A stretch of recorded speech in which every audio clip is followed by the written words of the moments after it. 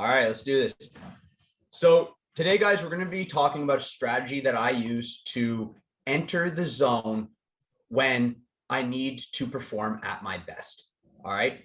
So this strategy, I call it the switch, right? But before we get into that, let's start by talking about performance.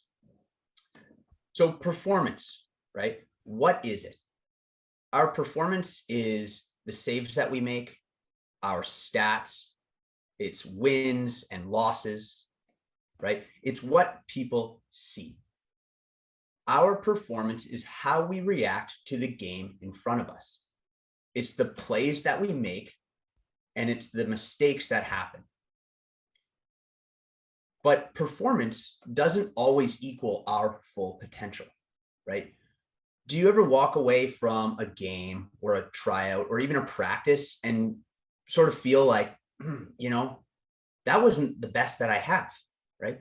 I didn't show people my full potential, right? But why not? It's frustrating when we don't put our best foot forward. And this is because there's actually a number of detriments to our performance. Worrying, doubt, fear, stress, anxiety, overthinking. These are all thoughts and emotions that take away from performance, right? They stand in the way of our natural skill set.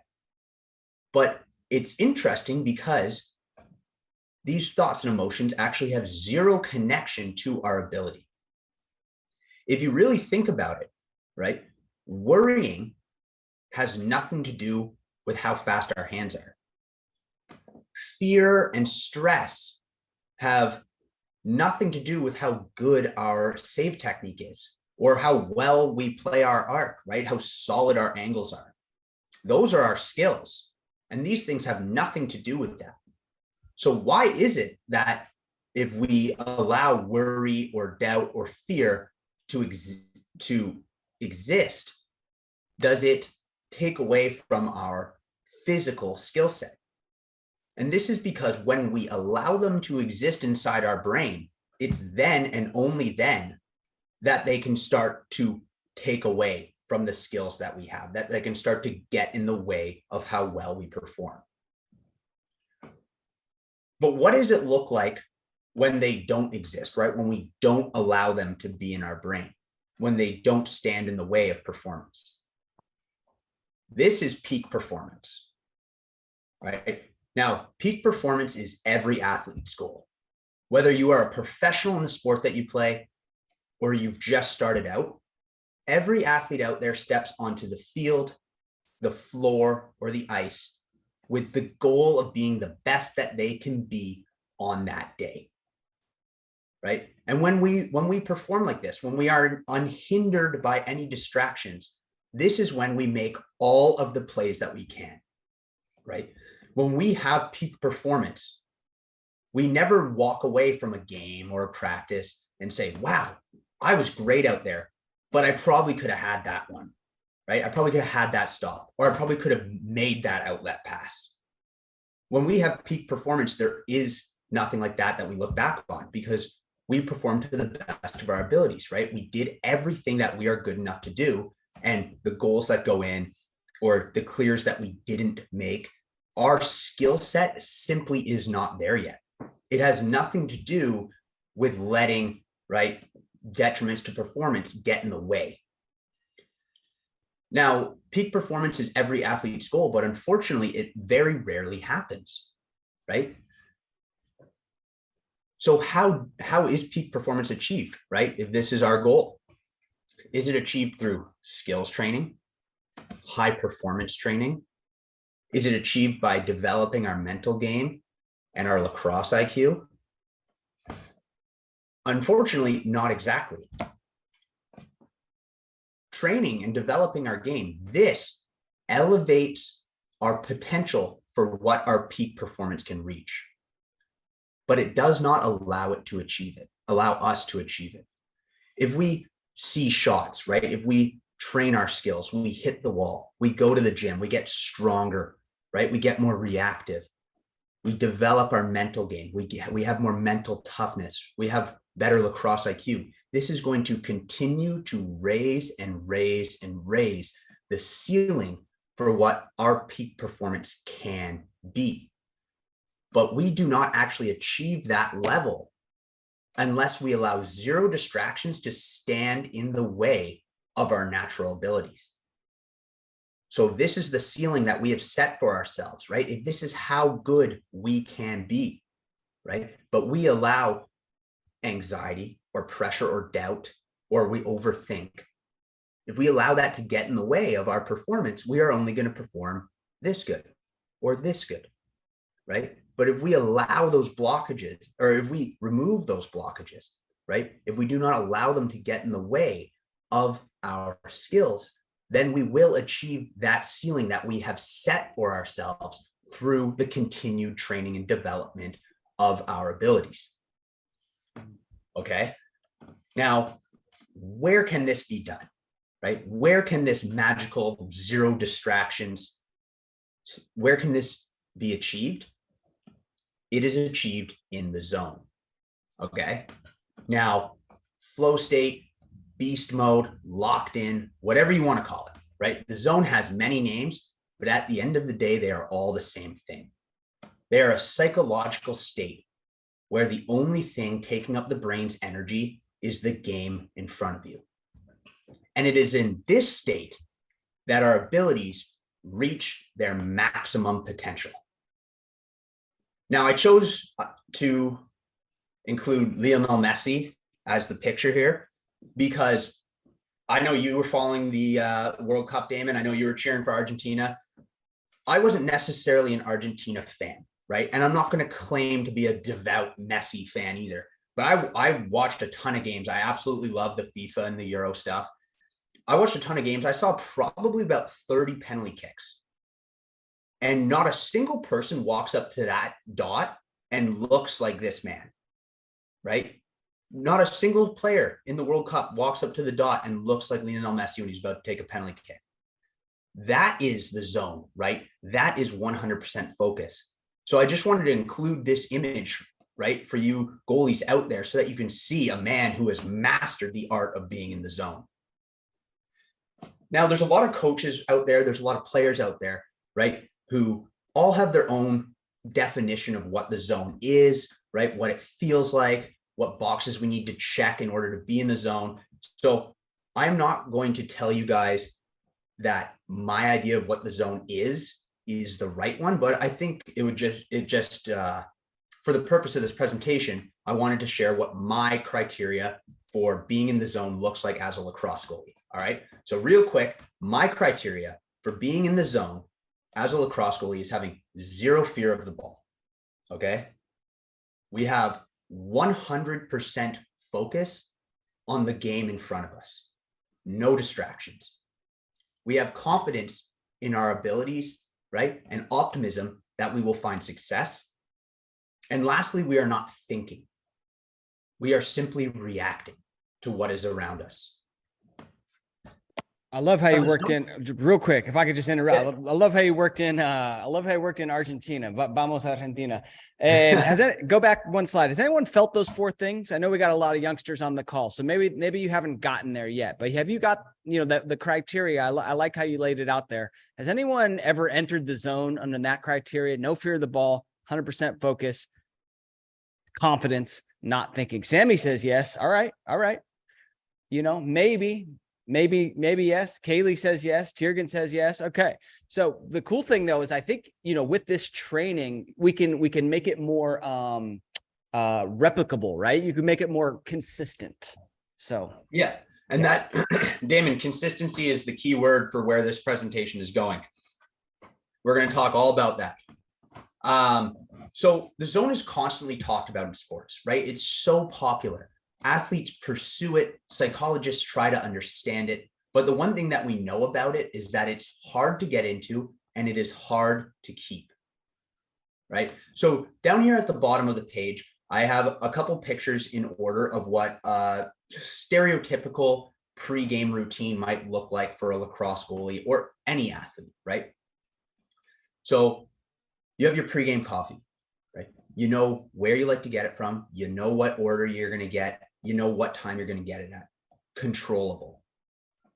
Then you get to the school or the field a couple hours early, right? Hit the foam roller, maybe a dynamic stretch, right? Some resistance band work. You know exactly what muscles you're going to target and when you're going to do that. Controllable. Then we move on to some hand-eye, maybe some reaction time, right? Get the brain going, get the eyes going. You know what drills you're going to do. You know what order you're going to do them in. Controllable. And the whole time throughout this whole process, you got your headphones on, you're listening to your pregame mix that you designed. You know what songs are on it. Controllable. Then we step onto the field for starting 10, right? We fist bump the other goalie. We run back to our crease. And are we in the zone? Who's to say, right? Because although this pregame routine brings consistency, right, which brings comfort to us, these things do not necessarily determine whether or whether not we are going to be in the zone when game time rolls around. And me personally, it's happened a couple times, maybe even a dozen. I'm sure it's happened to you goalies out there. You do every single thing in your pregame routine to a T. You step out there, bang, the first 3 goals go in. First 3 shots, all of them go in, right? And you're going like this. What's the deal, right? I did everything right to get into the zone, and I'm just not in it. And at the end of the day, you might not be in it at all that day, okay? The zone is a question mark for so many goalies. Am I going to be in the zone today? I hope I'm in the zone when the game time rolls around. So the burning question here is, how can we make the zone a more consistent part of our game? Now, I believe that one way to bring consistencies to the zone is through a strategy that I have been using that I call the switch. All right. Now, the switch is a word or a phrase that triggers a psychological and or physiological response. And that response is entering the zone for a short time span when required. So what do I mean by that? A short time span when required? I mean that whenever the ball is coming down into our end, right, and we are on defense and we are called upon to perform, right? We are put in a position where we need to perform our best. We are going to say our trigger word. It is going to put us into the zone. We are going to perform in that moment. And then we make the stop, clear the ball, and we come back to reality. All right. And we are going to use this strategy every time that we need to enter the zone to perform. Now, why we're going to do it in this way, right? Why I believe this is effective, why I believe this has benefits. We're going to get into all that. All right. But for now, let's just keep introducing the strategy. So cue words, right? Cue words have been used in sports for decades, right? Cue words have been used for motivation, for focus, for emotional control, right? We've all seen that pitcher step up to the mound and whisper something underneath his glove to motivate him, or that putter who has like a 9-foot putt to make, right? Say something under her breath to help her focus, to calm down, right? There is no denying that cue words are incredibly effective in the world of sport. But what if we can use them to enter the zone? Now, this relates to an idea in psychology called classical conditioning. All right. And just a little background on what classical conditioning is when a stimulus and a response are paired together. All right. So if you take a look at this diagram on the side, this bell means nothing to this dog, right? It's not interested in it. But if you put a bowl of food down in front of it, it's going to get excited. It's going to start to drool, right?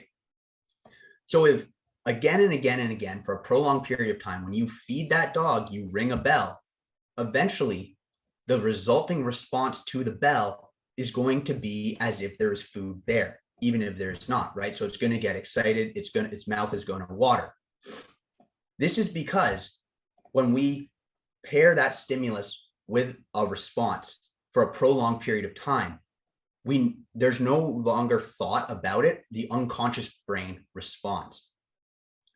So the idea here is if we can pair a cue word to entering the zone, to focusing, to not thinking, then this takes the guesswork out of finding the zone. We no longer have to wonder about the zone. We no longer have to force ourselves into the zone. We simply say the cue word and our subconscious brain automatically goes, okay, time to focus. Let's stop thinking about anything that's not related to lacrosse. All right. Sorry, guys. I need to grab a drink here.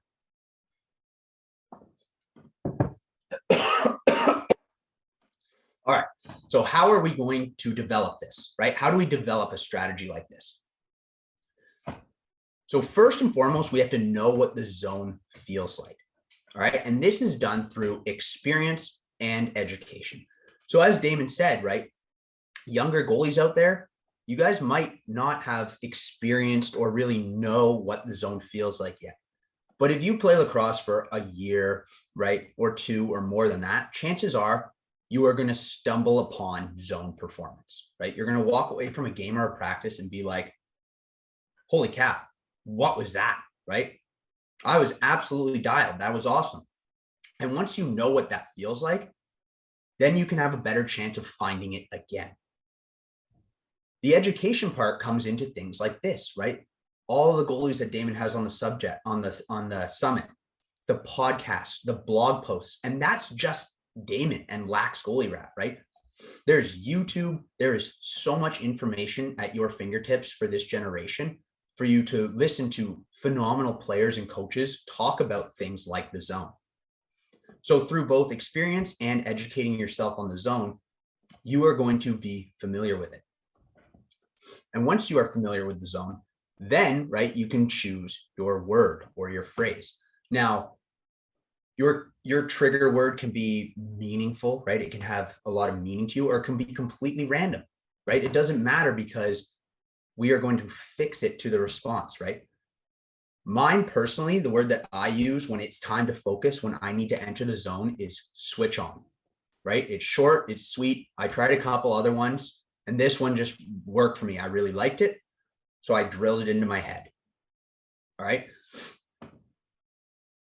Once you choose your word or your phrase, you are going to say it every single time you have to focus. Every single time. And it is this repetition that is going to condition your brain to respond to it. I want you guys to start with developing this strategy small and controlled. And what I mean by that is small means no pressure, right? No consequences. And controlled means something that you have control over. So the perfect example of this is hand-eye drills, right? There is no pressure with hand-eye. There is no consequences. There's no skin in the game. It's just you and a couple of tennis balls, right? Doing what you do. And hand-eye drills are incredibly controlled because you control the drill that you do. You control how difficult it is, and you control how long you do it for, right? So go into your basement or your garage or your bedroom, a couple tennis balls, pick a hand-eye drill, say your word, right? Switch on and start doing your drill, right? And you are going to do this again and again and again until you start to notice that you are consistently focused every time you do your hand-eye routine, and you consistently perform well, right? Because if you're performing well at your hand-eye drills, then you are in the zone. Once you found this consistency, right, and you're able to enter the zone with this word, doing your hand-eye again and again and again, then we can move it up to reaction time drills, which are slightly harder. Then, right, we're going to move it to shoot around. Now, there is more skin in the game with a shoot around, right? The ball's actually flying at you. You're competing against your friends or whoever's shooting on you, but it's still controllable. Hey guys, yeah, let's get a couple shots from the top left. All right, righties, let's get some alleys over there. Lefties, couple sweeps, right? Let's do 10, then get water. Ow, I just soaked one off the leg. Timeout, let's take a breather, right? It's completely controllable, okay? Then, right, we find success, consistency. We are dialed in with the shoot around. We are dialed in using this keyword. Then we can bring it to practice. Then we bring it to a game, right? But we need to go through the proper steps of development. Me personally, when I say my word, I like to take a deep breath, calm my mind, say the word, right? Switch on, and then it's go time, right? My brain just knows it's time to go. Let's focus. So it is kind of a chicken and an egg concept at first, right? To begin, you are going to have to say that cue word and force yourself to focus. You are going to have to push all unnecessary thoughts away, right? And this is why we do it in a no pressure controlled environment, because this is somewhere that we can focus ourselves, right? Clear our minds, not think, and not have to worry about the world around us. As you do this every single time you need to focus, hand-eye drill, reaction drill, whatever it might be, you are going to condition your brain to respond in this way when you say the word, right? Because if we force ourselves to focus every time we say our word and we clear our mind every time we say that word, eventually the conditioning is going to flip the script so that when we say, right, switch on, our unconscious brain goes, okay, time to focus. Okay, time to get rid of anything that is not lacrosse related, right? And the more that we do this conditioning, right, it will not matter what environment we are in once this is fully developed, right? Once we have done this 1,000 times, 2,000 times, we could be in a game, right, in a pressure situation where performance matters, but we say our trigger word and we enter the zone because it's what we've trained our brain to do. So we talked a lot about responses, right? We talked about how the dog's response to the bell is drooling and getting excited, but what is the response that we're looking for out of this strategy, right? What are we hoping to achieve? Well, ideally, when we say our trigger word, right, we will have a psychological response. And that psychological response is less thinking, no fear or anxiety, no pressure, no doubt. We are only in the present, right? That is the psychological response that we are going to see from saying this cue word. And from this psychological response, the physical response that we are going to see is a lower heart rate, better vision, quicker processing, looser muscles. Now, what do these physical characteristics sound like to you? Well, to me, they sound like the physical characteristics of somebody who is performing at their best, right? And that is the idea here, right? Because the goal at the end of the day is peak performance. So if we use our cue word to switch into the zone and we get this psychological response that then results in the physical response that leads to peak performance, that is the chain of events that we want to see.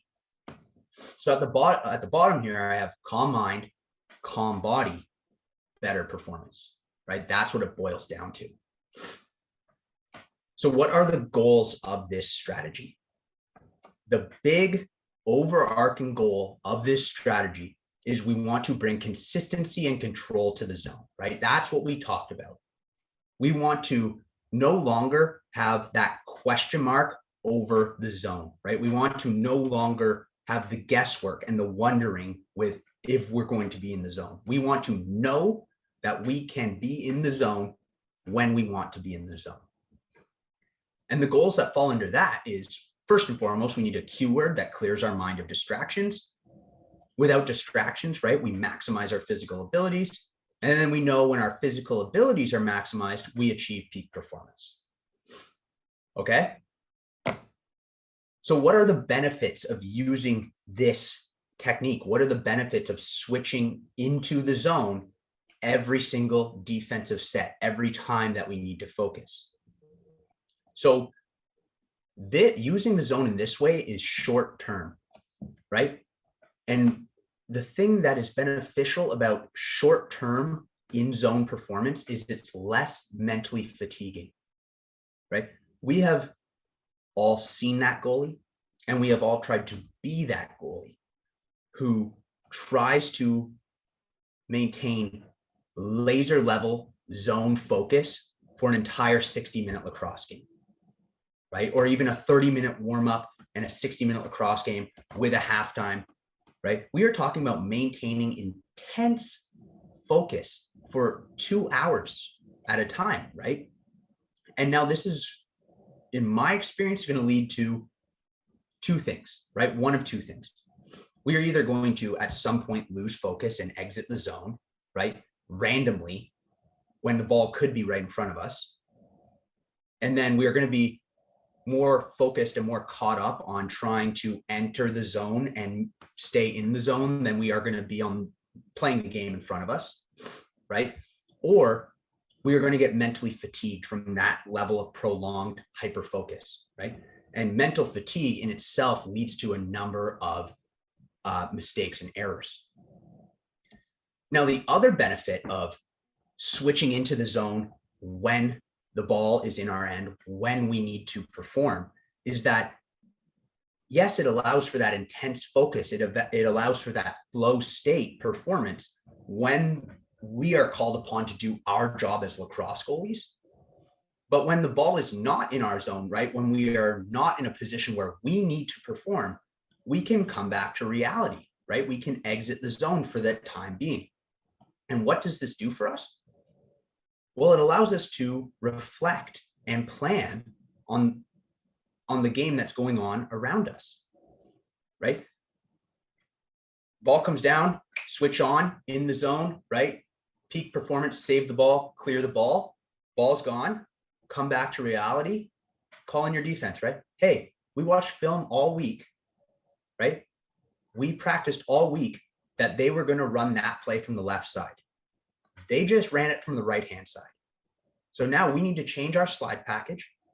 We need to change our personnel, right, for the next time that they come down and run that, right? And being able to perform in the zone when required, and then have this, right, conscious thinking and reflecting and planning when the ball is away from us, being able to exit the zone, right, and brainstorm is going to allow us to get better and grow in game, as opposed to just being hyper focused with the blinders on and not adapting to the changes that are happening in front of us.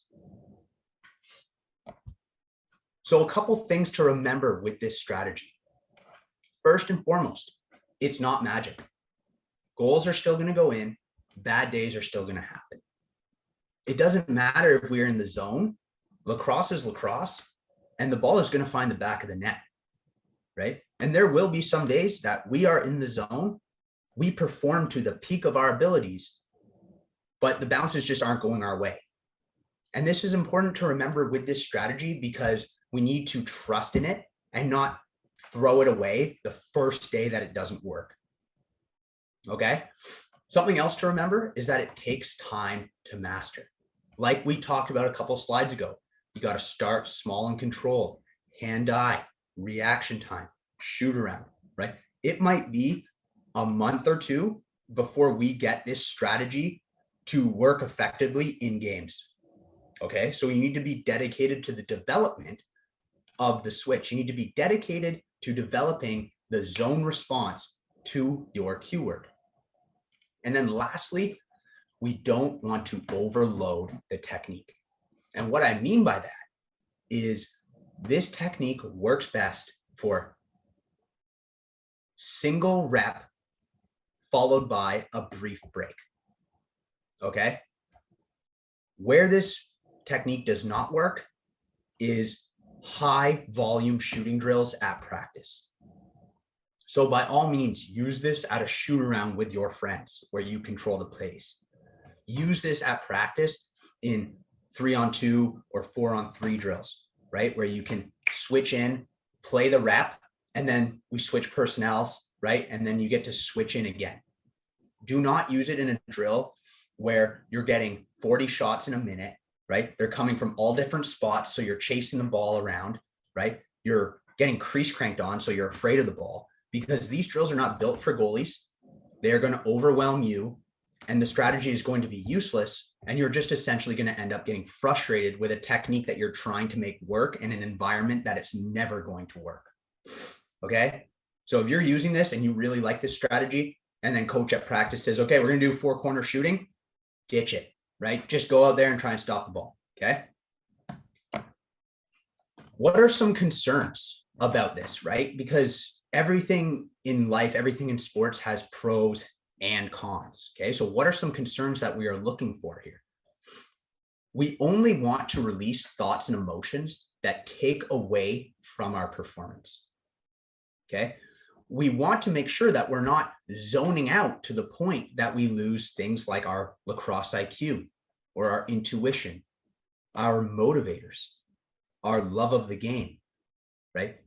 Because just like we talked about at the beginning of the presentation, how stress and fear and overthinking are detrimental to performance, and they, even though they are not physically tangible or connected to our skills, they somehow take away from them.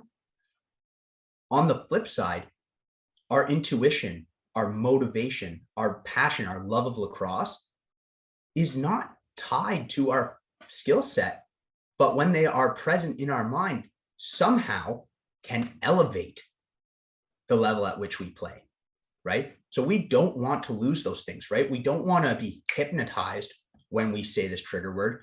We just want to get rid of the bad, right? I want you guys to think of a brain diagram, right? And it's cut down the middle, and you have 2 hemispheres. And one hemisphere is clear skies, sunny day, right? This hemisphere has our motivation, right? It has our motivators. It has our lacrosse IQ and intuition. It has our love of the game, right? And the other half has all the bads, right? Fear, doubt, anxiety, stress. And this side is rainy and cloudy and depressing. When we say our cue word, right, and we switch into the zone, we essentially want to pull the lever and flush that rainy, cloudy, dark side of our brain and just get it out of our head, right? So that we just have a clear mind, right? We just have clear, sunny skies in our head. So to end off the presentation here, we're going to talk a little bit about some science, right? Because the switch, I have been using it and it has been working wonders for me, right? I have been consistently finding the zone when I need it. I have, in the last couple months, rattled this idea off a couple coaches, off a couple, right, like high level goalies, right? And they all really like it. But at the end of the day, this is just a strategy that I use that really helps me. And it's not, right, like written in stone, right? It's not proven yet. So I wanted to just bring forward some science out there, right? Some theories and hypotheses from scientists and psychologists that discuss performance, right? Whose studies and findings have a connection to the zone and whose conclusions on their work can be related to the switch, right? And the benefits and the goals of this strategy. All right. So there's 3 articles that we're going to talk about. First and foremost, we're going to just lay out some quotes that I really, really liked from the article. Then I'm going to break it down in layman's terms, right? So that it makes a little more sense for us. Then we're going to talk about how it relates to the switch. Okay. So the first hypothesis that we're going to talk about is anxiety-induced changes in movement behavior during the execution of a complex whole body task. All right. And this article is talking about something called the conscious processing hypothesis, which is actually a really, really cool hypothesis. Any goalies out there that like research, look it up. Damon, I really, really think if you like looked into this, you could write a blog post on it or something. It's really cool. And it relates a tremendous amount to lacrosse goaltending. I'll check it out. So this article in particular that was looking at the effects of the conscious processing hypothesis had a quote in it that says, the conscious processing hypothesis suggests that under pressure, an inward focus of attention occurs, resulting in more conscious control of the movement execution of well-learned skills. And the second quote that I found interesting from this article says, the conscious processes interfere with automatic task execution, resulting in decreased performance.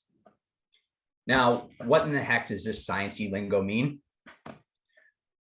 Well, essentially it means that when we are under pressure, we intentionally think or overthink about skills that our body usually performs without us.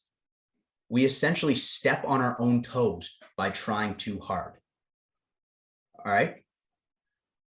You goalies out there who, if there's any college goalies out there listening to this, or juniors or seniors in high school, right? You guys are probably coming up on the 10,000 mark for shots seen. You have probably seen tens of thousands of shots. Your body knows how to stop lacrosse balls. It quite literally could be what your body is best at in this world. So why is it when we're in a pressure situation, right? When we're in a 1-goal game or we're in an elimination playoff game, do we start telling our body how to do something that it knows how to do really well, right? Why do we start going, okay, am I in my right stance? Is my weight forward? Are my hands out far enough? They're up. Okay, righty shooter coming across the top, got to stay equal with the back foot and step, step, step, right? Why do we do that? When we don't do that at a shoot around, when we don't do that at a practice, right? Why do we get in the way of our body doing something that it does best, right? So how does this relate to the switch? The whole point of being in the zone is not thinking, right? If we are not thinking, then the suggested results of the conscious processing hypothesis will never exist, right? If we use the switch and we enter the zone, when we are in the zone, we are not thinking. If we are not thinking, then we cannot consciously process the movements, right, that are required to make a save. And then therefore, without that conscious thought, we are going to move naturally, right? And when we move naturally is when we perform our best. So the second theory we're going to look at is processing efficiency theory. And this is another really cool one, right? Damon, I recommend you look into this one. And the article that I looked at that talks about this theory is called Developing the Performance Brain. So 3 quotes I pulled from this article are: processing efficiency is defined as performance effectiveness divided by the processing resources invested in the task. Worry takes up processing and storage resources in working memory, and as a mental activity, it competes with task-relevant thoughts for the available resources. Of particular importance was the finding that in highly critical sets, dispositionally low anxiety performers continued to improve their performance as they exerted greater efforts, while the performance of highly anxious individuals declined significantly despite increased efforts. So what does all this mean? Well, essentially what it means first is that processing efficiency is how well we perform with regards to how much effort we put in. Now, in a perfect world, the harder that we try, the better we do, right? But that's not always the case. Anxiety has a great effect on processing efficiency. It takes up valuable space in the brain that is needed for focusing on the game. When our ability to process the game diminishes, so too will our performance, right? And this will happen regardless of how hard we try. And then lastly, in pressure situations, athletes who are relaxed perform better the harder that they try, whereas athletes who are nervous perform worse in pressure situations, regardless of their effort level. So how does this relate to the switch? So firstly, why this theory stood out to me is that it connects a cognitive concept, that is processing, to physical performance, which is our skills or our abilities. And this was important to me because, like we talked about when we were talking about the classical conditioning and what are the responses that we are looking to see from using our trigger word, right? We talked about how we wanted to see physiological or psychological responses that then triggered physical responses. So this theory, right, connects the mind and the body, which I found really interesting. Overthinking takes away from our ability to react to the game. Okay? Anxiety and worry worsen our processing. Our brain only has so much energy to give, right?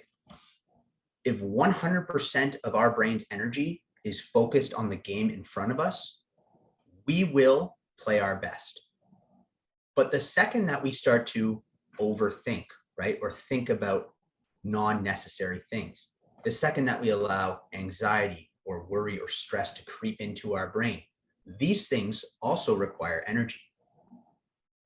So all of a sudden, right, they take up a percentage of the brain's energy. Now, we do not have 100% energy going towards processing the game that is in front of us. So allowing these things to exist in our brain, allowing them to take away from the brain's ability to process what's in front of us will decrease our performance.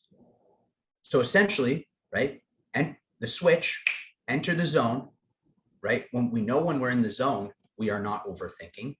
We have no anxiety or worry. So we remove these things, allowing, right, switching back to 100% energy put on processing the game in front of us. And then this will allow us to perform our best. Now, the last little bit of science that we're going to touch on is about mistakes and reaction time. And where I got this information from is none other than Thinking Inside the Crease by Chris K. Buck. And goalies, if you don't have this book out there, I highly recommend that you go and buy it. This is not a sales pitch. I don't have stakes in Thinking Inside the Crease. All right. It is a tremendous book, and it really helped me with my mental game. And I actually passed it along to one of the goalies that I coach, and I know that it really helped him with his mental game.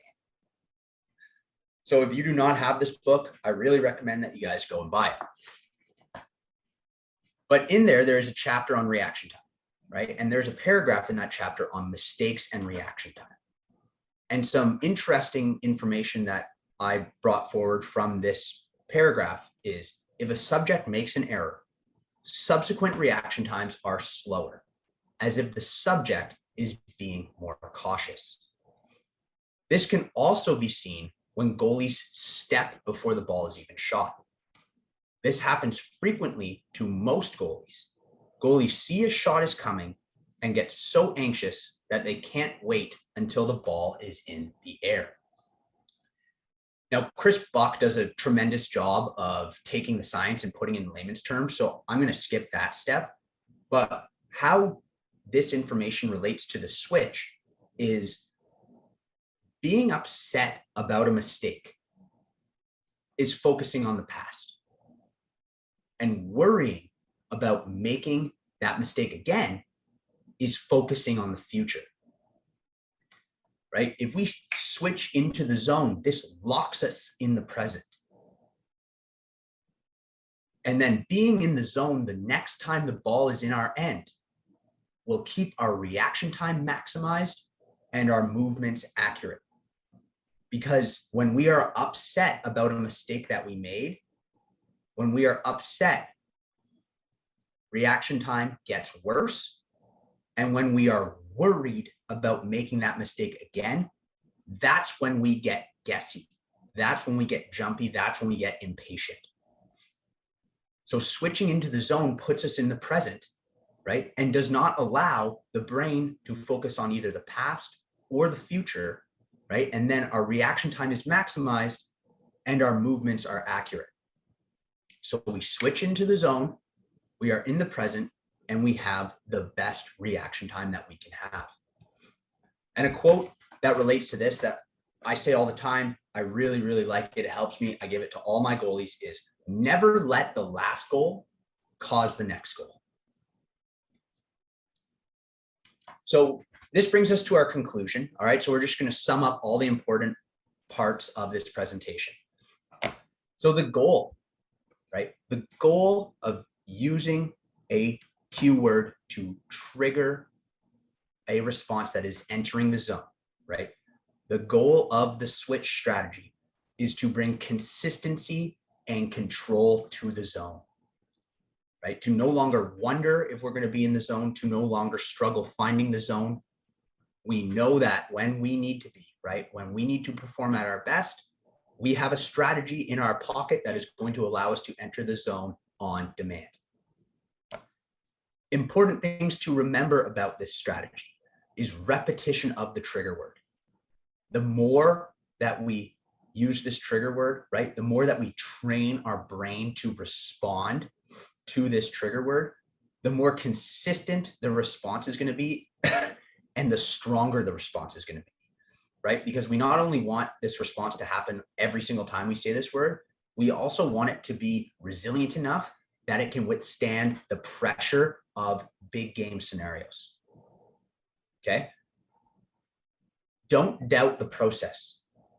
Okay? It takes time. And as we said, it's not magic, right? You're still going to have bad days. And it's going to take, like I said, maybe a month or 2 months of practicing this strategy at every single level before it's game ready. And even then, right, we're going to lose games, we're going to let in goals, and we're going to make mistakes. The benefits of this strategy are that it's less mentally fatiguing, right? We no longer have to maintain zone level focus for an hour and a half lacrosse game, right? We snap in when the ball is in our end, when we need to perform, we do our job, we make the save, we clear the ball, and we come back to reality and we relax our brain, right? It's less mentally fatiguing, it's more sustainable. This also allows us to have zone performance when we need it, but also be able to reflect and plan and learn and grow in game to get better in that moment, right? In that game. The science that we looked at suggests that 100% brain power gives us peak performance. It's that simple. Chasing perfection decreases our natural ability. And that we need to remember mistakes are in the past. Worries don't exist yet. Just be in the present. And if there's one quote that you guys can walk away from this presentation remembering or thinking about, it's don't think, feel. Okay. And this is a quote that my dad used to tell me when I would get frustrated with my performance, when I would get frustrated with what was going on in my career. Right. And it's from a famous tennis player named Andre Agassi, who used to say it all the time himself. And essentially what it means is you are so good at what you do, right? You guys are lacrosse goalies, right? That's who you are. So you shouldn't have to think about being it. You shouldn't have to think about doing it, right? When you are something, when you are good at something, just feel it, right? Be in the moment and feel the game as it is around you. Don't bother using your brain. It doesn't stop lacrosse balls. All right. That's all I got, Damon. Beauty. Fantastic presentation, says Brian. I couldn't agree anymore. Way to go. Well done, Simon. What do you guys think about that? Let's get some applauses going in the chat if you could. Same, great, says Andrew 99 FCA. Awesome, cool. We got 5 questions. Got a couple minutes left. I think we can hit them all if we get right into it. So Tom says, I actually teach a physical switch. What are your thoughts on, in addition to that word, doing something physical like a jersey tug or a helmet punch? Have you experimented with that at all? Yeah. So this reminds me of a very popular technique in the lacrosse world called a post-goal routine, right? And a number of very successful goalies, PLL goalies, Division I goalies use a post-goal routine. And essentially, the psychologist that teaches it, I think, says that you should have a verbal word or saying, a physical, right, movement, jersey tug, stomp your feet, tap your helmet, and then a deep breath, right? And it is a similar strategy. Just the only difference in my mind is the timing of it, right? Because a post-goal routine is used after we let in a goal, and it's used to forget about what just happened. Whereas this switch strategy that I use is at the beginning of the play, right? The ball crosses half and we switch in, right? As opposed to trying to refocus after something negative happened, right? But no, like the physical switch that you mentioned, lots of goalies use it in the post-goal routine. And quite honestly, again, right, this is a strategy that I use and it's worked wonders for me, but who's to say you can't have a keyword paired with a physical movement, right? And have the same results. Love it. Right? What was your keyword? Yours, Simon? Switch on. Switch on. Switch on. Okay. Skylar wanted to know some other examples that maybe if he was, if some young goalies are thinking, all right, what could my keyword be? Let's throw some examples out there. Have you heard of other ones? Not too many. I'm trying to think. Throw them in the chat. If you can think of one, throw one in the chat. I like it. We'll get some ideas flowing. We'll group sort this. But if you have others, yeah, I mean, you could use beast mode, right? You could use focus. Go time, says Lindsay. Go time, right?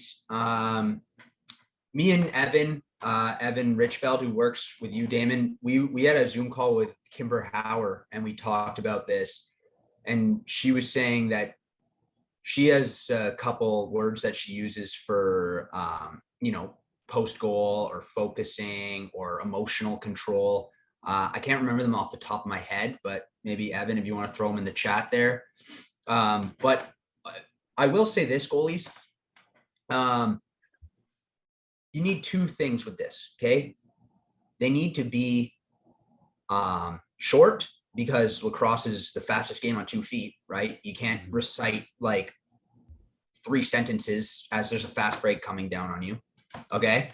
And then it should be something that you can take seriously, right? Like I wouldn't be like, I wouldn't make my word like Jigglypuff or pancakes something or just something. Yeah. Like it should be something like pretty like badass, you know what I mean? Or something like pretty flat line, right? Because that's what we want. We want to have a flat line brain, right? When we're in the zone.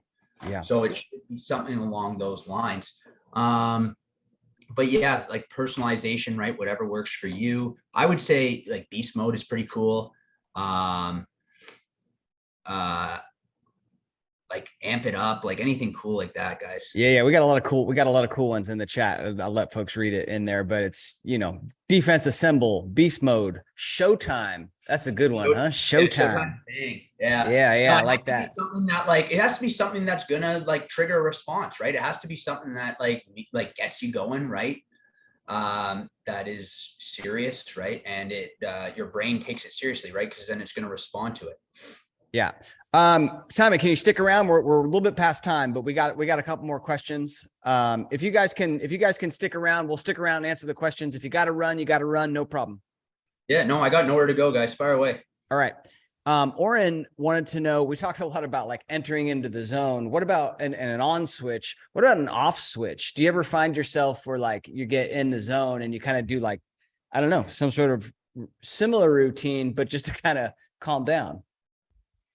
Yeah, no, all the time. I always joke like after a big game at Brock, like we would be out at a team dinner and I would be like sitting like this with my head down at the dinner table, right? Because I was just like, my brain was jello, right? Because it's so cognitively demanding to be a lacrosse goalie. So one strategy that I like that I got from the Goalie Smith Brothers' first podcast with you, Damon, long time ago.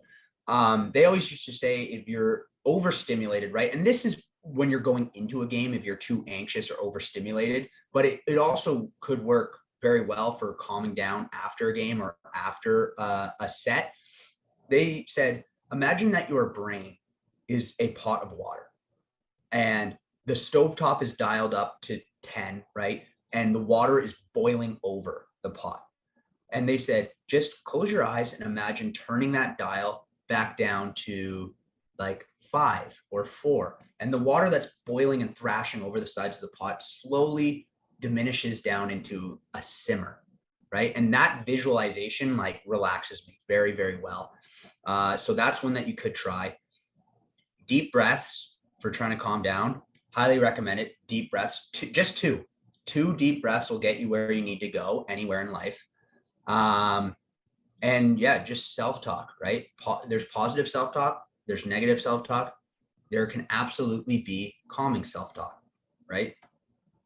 Right. Good work. You did good. Relax. Calm down. Bring it back. Love it. Awesome. Yeah, good reference to the Goalie Smith podcast. That was like, I don't know what episode that was, but that's the first. I've done 2 with them. The first one was a long time ago. I mean, if I had the memory for other things in life that I do for lacrosse information, I would be a millionaire. But unfortunately, it's only related to lacrosse. Well, in the great words of Simon Bellamy, 2 deep breaths will get you anywhere you need to go. So there you go. I love it. Ella wants to know, what are some tips to get back into the zone if you lose sight of it during a very hard game? Okay. Next time out or halftime, right? Or any type of break, take a minute, separate yourself from the coach, the huddle, the this, the that, right? Get a drink of water, take your helmet off, 2 deep breaths, like I said. And this works, trust me. Once you've done this, it should take about 30 seconds, right? Go shake it off, get away from everybody. Go and see your best friend on the team, right? Go poke them with your stick, shoot the shit, right? Have some laughs, have some giggles. And then, right, when the whistle goes and it's time to get back in the net, you will find that you have calmed down, right? Because it brings you back to earth when you go and talk to your teammates, right? When you go and talk to your friends, because it takes your mind off of the things that are stressing you out about the game. And then I would recommend, right, when we come back in after this little break, right, take a couple deep breaths, right? If you choose to use this strategy, right, say your cue word. If not, do what we talked about when we were talking about developing the switch, right? Deep breath, push anything that's not the game in front of you out, okay, right? Worrying about mistakes is in the past. Sorry, being upset about mistakes is being in the past. Mm-hmm. Worrying about making them again is in the future. Just be in the present, right? Yep. And one more piece of advice that I would have for you or for any goalie who had the similar question is, and this is something that I tell myself all the time, the number one thing that causes mistakes is worrying about making them, right? Mm-hmm. So if you have fallen out of the zone, right? If you are in a position where your zone focus has broken and you're letting all of the crazy thoughts of like, am I going to get pulled? Am I going to let in another bad goal? Are we going to lose this game? Right? Thinking about those is what is going to cause them to happen. So just take a deep breath, find the zone again, whether you use the switch strategy or you just clear your own mind, right? And just be in the present. And that's going to put you back in the zone. Awesome. Well said. Alexis, on my old team, I had a lot of trouble with confidence because one of the girls used to play goalie. And when someone scored, she would tell me about how she could have saved it and that I was a bad goalie, which really hurt my confidence both on and off the field. How do I keep up my confidence in spite of those kind of things? Okay, well, first and foremost, that's not a good teammate. I'm sorry that happened to you. But you know, a lot of really good goalies out there will say that you shouldn't listen to anybody that isn't in the net with you. And at the end of the day, that's physically not possible because there's not two goalies in lacrosse, right? So think about this, right? And I hope that this helps you with how this teammate might have made you feel. Is think about when you're watching a lacrosse game and you see a goal go in, right? And you think that you could have had it, right? I'll watch lacrosse games and I'll see a goal go in and I might be like, oh, like, you know, could have squeaked that one. Like, you know, I probably would have had that one, right? But then think about when you're in the net, right? And the ball is going in, right? It's a lot harder than it freaking looks. Okay. So even though that girl might have in her mind thought, okay, I would have had that one. I mean, yeah, but I watched the PLL and see Blaze Reardon let in a goal and I'm like, I could have had that one. Right. And then, you know, in reality, if I was in there, maybe that ball's moving 100 times faster than it looks on TV.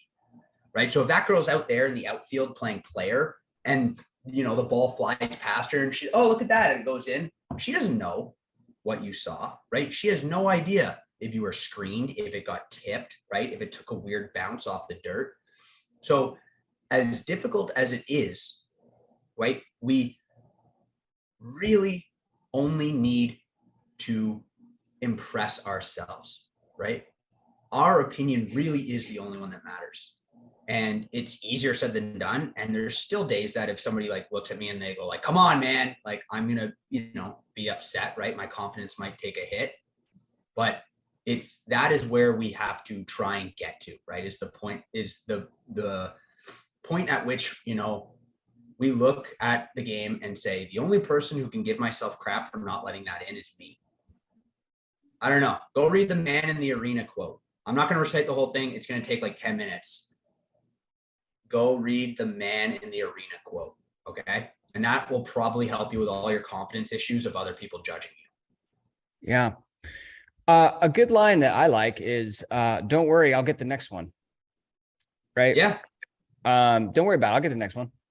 And that one goes in, say it again. And if that one goes in, say it again. Yeah, don't worry about it. Like, you know, don't worry about it. I'll get the next one. And then depending upon your age too, I think Alexis is pretty young, but at a certain point, like a one-on-one conversation, and especially if she's a goalie, like she's got to understand the psyche of a goalie and like having a chat after you've built a little bit of a relationship and being like, hey, when you say those things, it like, you know, I start thinking about it and I play even worse. Right. And, you know, just having a conversation, letting her know about that, I think would go a long way.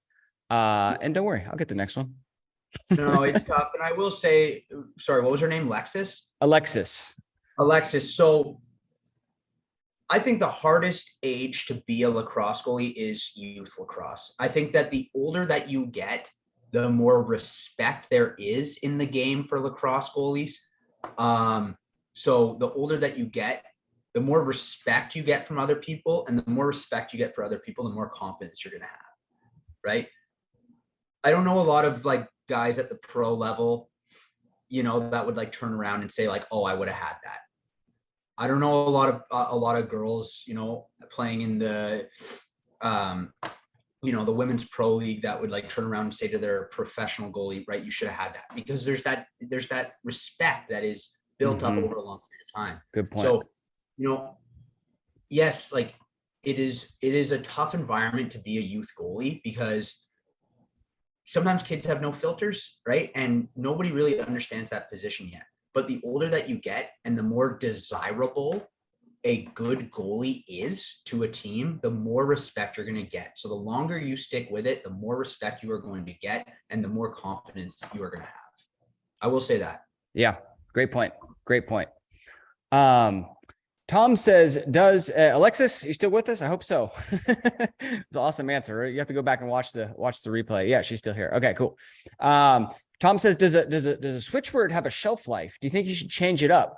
You know, do you start to, I don't know, get immune to the same word? Yeah, that's a good point. I would say if you get to a point where it's not working for you, switch it up. But in theory, right? This idea of classical conditioning, it should get stronger with time. Okay. For me personally, it's like cracking my knuckles. I've said this word so many times. I've said switched on so many times. It's like, I almost don't even think about saying the word. It's just like the ball is in my end and I say it and it's go time. Right. And like I said, there's still bad days. There's, goals are still going to go in. So if you ever get in a position where it's not working for like weeks, like 2 weeks, it has zero effect on you, you could probably change it up, right? But at the end of the day, we're going to have to pair a different stimulus, right? A different word with the exact same result.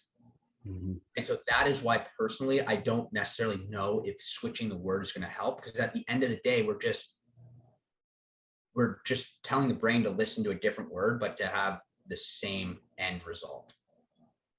Right. Yep. So yeah, I would say that no, it doesn't have a shelf life. I haven't seen it diminish at all. It just gets more and more natural. Yeah. And then if you do feel it diminish, switch it up, right? Nothing to say that you can't do that. Jennifer was asking the name of the book. I have it right here. It's Thinking Inside the Crease by Chris Buck, Christian K. Buck. He's presented at the Goalie Summit twice. I'm going to try to see what ones. I don't remember. At Goalie Summit 7 with you, Simon. And also at 4. No, at 1. He was at the very first one. Awesome. Wow. Okay. Anyway, he's a great guy. Great guy. Great book. Thinking Inside the Crease. I put a link to it in Amazon there. Last question we'll do is from FP Ulton. Is there a concern of not thinking and reacting being not focusing enough? Is there a concern of not thinking? No, I get what he's saying, right? And that goes back to the page with Lyle Thompson on it, right? That talked about lacrosse IQ and intuition and stuff, right? And that is true, right? And that is what we don't want to happen. We do not want the response to the keyword to be hypnosis, right? We don't want it to relax us, right? To zen us out, because lacrosse goaltending is a ferocious position where we have to be incredibly reactive and energized, right? So when we are developing this strategy, right, in its beginning stages, when the chicken and the egg, right, where we have to kind of focus ourselves and put ourselves in the zone when we say the word, so that then that conditioning, right, in time, the script is flipped and the word creates the response, right? It's no longer us thinking about it and doing it, right? You need to make sure that in that beginning stage, right, when you are trying this out, when you are doing the hand-eye drills, that you are still staying intensely focused on the tennis balls, on the hand-eye drills, right? That you are still staying in an elevated state of mind. The goal is to push fear, anxiety, stress, overthinking. We want to push that out, right? We want to flush the negative side of the brain. So how we would avoid this happening is not zoning out too much when we're developing the keyword, when we're developing the response, right? So make sure that you're not zoning out too much when you're first using this keyword. Make sure that you're still staying super intensely focused on the hand-eye drills and the reaction time drills and the shoot-arounds that you're doing at the beginning when you're developing it. Yeah, that's interesting. So like, to me, not thinking is, and I'm still incredibly focused and still incredibly like present and in on the game, right? It's just that I'm not thinking like, where's he going to shoot? What happens if I let it in? How should my feet go? Right? Those are all just, I'm not thinking about those. Those are just and my movements are just natural reactions muscle memory that I've built up with time. That's how I kind of think about it. So yeah, you're right. It's not this like Zen state where like, we're just off in la la land and not thinking. We're incredibly focused and present and playing and enjoying the game, but we're just not like, those other thoughts are not going on in our head, if that makes sense. Yeah, we're not overthinking. There we go. That's an easy way to say it. Simon, thank you so much, my man. You crushed it again.